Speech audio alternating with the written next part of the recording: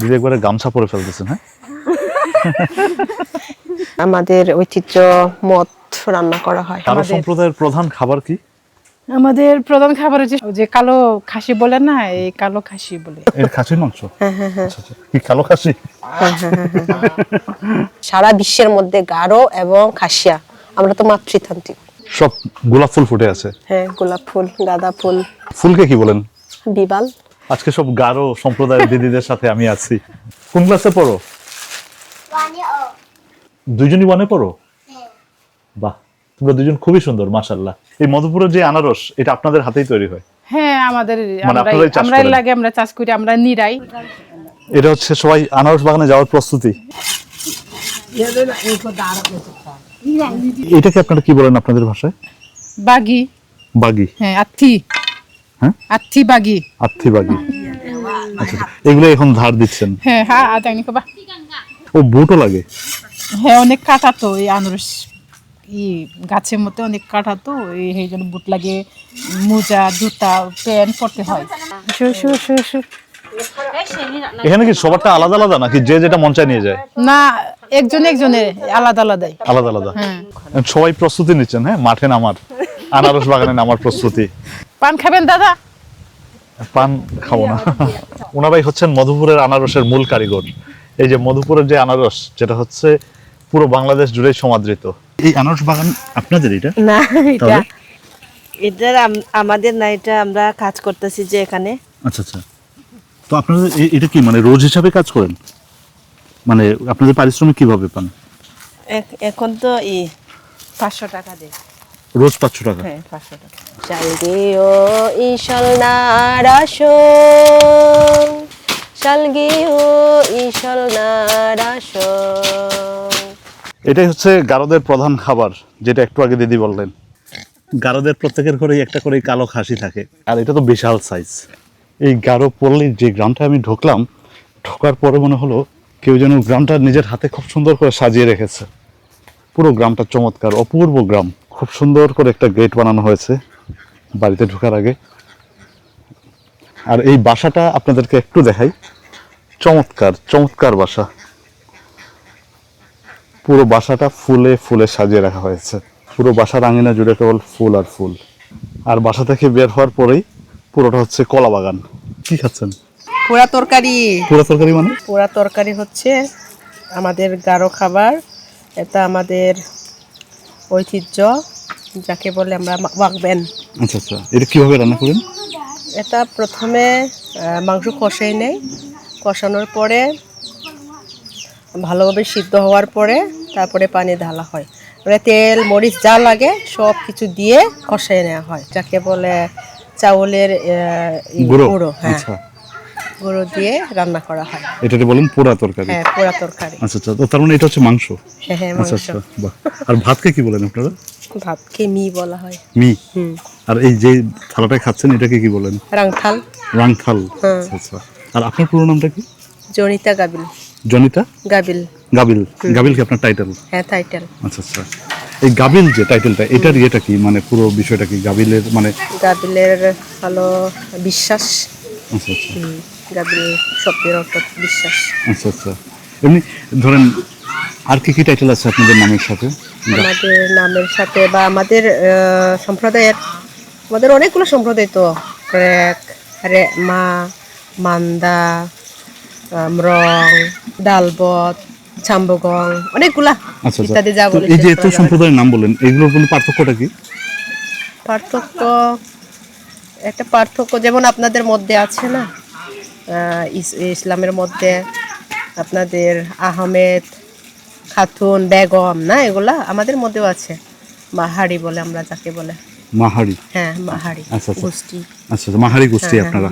তো গোষ্ঠী কয়টা আছে আপনাদের এরকম? আমাদের গোষ্ঠী তো অনেকগুলা, যা হিসাবের বাইরে, আচ্ছা আচ্ছা হিসাব করা যাবে না। আচ্ছা আচ্ছা। আর এই যে মানে আপনাদের মানে এরকম কোন ইয়ে আছে? আপনার টাইটেলটা একটু আগে কি বলেন জানি? গাবিল। গাবিল, হ্যাঁ। এই যে ধরেন আপনাদের বিয়ে শাদীর ক্ষেত্রে কি গাবিলের সাথেই বিয়ে হতে হবে? গাবিল না টাইটেল? না না, আমাদের মধ্যে গোষ্ঠীগত হওয়া যাবে না। গাবিলকে আমি বিয়ে করতে পারবো না। আমাদের দূরে সম্পর্ক যতই গাবিল হোক, আমাদের ভাই, আমাদের বোন, অন্য মাহারি মানে অন্য গোষ্ঠীর সাথে আমাদের বিয়ে হবে। যেটা ইতিহাস জানি আমরা কোন কোন কোন জায়গা থেকে আমরা আসছি, তিব্বত, আসাম, বার্মা, মানে ওখান থেকে আমাদের এটা হচ্ছে আপনাদের আদি নিবাস। তো ওইখান থেকে ওইখান থেকে মানে বিভিন্ন জায়গায় ছড়িয়েছে আর কি না। আমাদের আসলে আমাদের আমাদের মান দিয়ে যাকে বলে আমরা স্থায়ী ছিলাম না। ওইখানে যেত এখানে যেত এরকম বসবাস যাযাবরের মতো। যাযাবরের মতো, মানে স্থায়ী থাকলে কিন্তু অনেক কিছু আমাদের গারোরা করতে পারতো। আর আপনারা কি মূলত খ্রিস্টান ধর্মের অনুসারী? হ্যাঁ, আমরা খ্রিস্টান ধর্মাবলম্বী এবং ক্যাথলিক। আচ্ছা আচ্ছা। তো আপনাদের কি মানে আদি ধর্ম কি খ্রিস্টানই ছিল?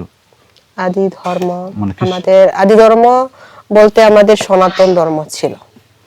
মানে আস্তে আস্তে যখন আমরা পরে হয়েছে বলে খ্রিস্টান, আমাদের ইতিহাস জানা মতে আগে ছিল আমাদের সনাতন ধর্ম, সাংসারিক যাকে বলে আমাদের মান্দি ভাষায় সাংসারিক। আচ্ছা আচ্ছা, ওইটা ছিল আপনাদের ধর্ম। তো তখন আপনাদের মানে ধর্মে কি নিয়ম ছিল, মানে কোন মানে মানে হ্যাঁ, আপনারা পূজা পালি হতো, আচ্ছা, মানে অসুস্থ হলে মানে পূজা দেয়া হতো, সুস্থ হওয়ার জন্য আমাদের ওই দেবতার কাছে প্রার্থনা করা হতো পূজা পালির মাধ্যমে। এই যে আপনাদের পোশাক, এটা কি আপনার মানে গারো সম্প্রদায়ের পোশাক পরা এখন যেটা পরে আছেন আপনি? হ্যাঁ হ্যাঁ, এটা কি কি পরেছেন মানে আপনাদের এটা পোশাক? দকমান্দা বলে, এটা ওড়না। আপনাদের নিজস্ব কি কোনো ঘরের ছিল আগে নাকি? আগে ছিল, অতীতে ছিল ওইরকম যাকে বলে বুড়াং, বুড়াং বানিয়ে বাস করতো। মানে বুরাঙের উপরে আপনারা হ্যাঁ, মানে হ্যাঁ, বাস করতেন? বুরাংটা কি এই মানে এটা কি ঘর? বুড়াংটা হলো ওই মাছাঙের মতোই, আচ্ছা আচ্ছা। মাচাং বানিয়ে উপরে মানে বসবাস করা হতো। এখন আর এটা নাই? না, যেমন আমি তো দেখি নাই ওসব, আমার মা। আচ্ছা আচ্ছা। আপনার মায়ের বয়স কত হবে আনুমানিক? আনুমানিক প্রায় 60-70-এর মতোই হবে। আমরা কিন্তু 10 ভাই বোন। 10 ভাই বোন? 10 জনের মা আমার মা, সবাই আচ্ছা, বেঁচে আছে, ভালো আছে, সুস্থই আছে। মাশাআল্লাহ। হ্যাঁ। আর এই 10 জন মিলে মাকে কষ্ট দিবেন? এদিকে আমাদের জন্য চা? হ্যাঁ, হায় হায়, আমি আপনাদের তো কষ্ট জন্য। দেব না। এটা আমার দিদি। হ্যাঁ? দিদি, আমরা দিদিও বলি আবিও বলি। আচ্ছা আচ্ছা। তবে বেশিরভাগ এখন বর্তমানে দিদি বলে থাকে। হানি নক, হানি ন, এটা হচ্ছে মাটির ঘর। মাটি মানে হা, আর ন মানে ঘর। আমাদের বাসায় তো বলা হয় না বেশিরভাগই। হ্যাঁ, এখন এটা হারাই যাচ্ছে। হারাই যাচ্ছে। কিন্তু এটা হারানো উচিত না। না, উচিত না, আমাদের ধরে রাখা উচিত। আপনাদের যে গারো পোশাকগুলো, এগুলো কি আপনারা নিজেরা তৈরি করেন নাকি কিনে আনেন? এখানে আমাদের নাই, যাদের আছে তারা বানায়, এগুলা আছে। আচ্ছা আচ্ছা। হ্যাঁ, এখানে নাই, আমাদের এলাকায় নাই।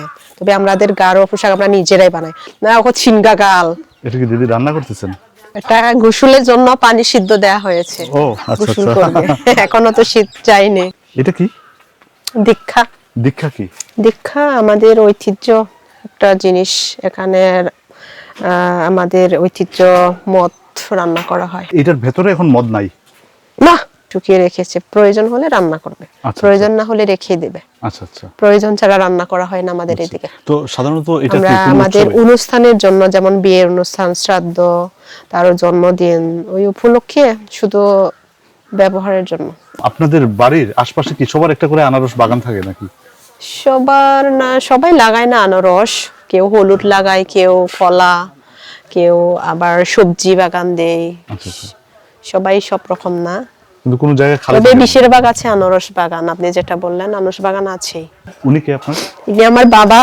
আপনার বাবা? হ্যাঁ। বাবাকে কি বলেন আপনারা গারো ভাষায়? আমাদের গারো ভাষায় আপ্পা। ওদের ঢেকি আছে কিন্তু এখনো অনেক চালের গুঁড়ো ফুলে। এখনো ঢেকিতেই হয়? হ্যাঁ, এগুলো আমাদের প্রায় ঘরেই আগে ছিল, বর্তমানে সবার ঘরে নাই। এটা তো অনেক পুরনো ঢেকি। হ্যাঁ, পুরনো, বয়স হয়েছে। এটা কি তৈরি করা হচ্ছে? এটা ওই জারুর জন্য খাঁটি, তারপরে ওইখানে মানে রেডি করা আছে। ওই যে এটা শুকাচ্ছে আর কি না, এখনো শেষ করা হয় নাই। আচ্ছা আচ্ছা। এটা হচ্ছে বাঁশের ঝাড়ু? হ্যাঁ, বাঁশের ঝাড়ু, যে অনেক চিকন, ধরে দেখেন। হ্যাঁ, আর শক্ত, চিকন শক্ত দুইটাই। এই ঝাড়ুকে কি বলেন আপনারা? জাতা।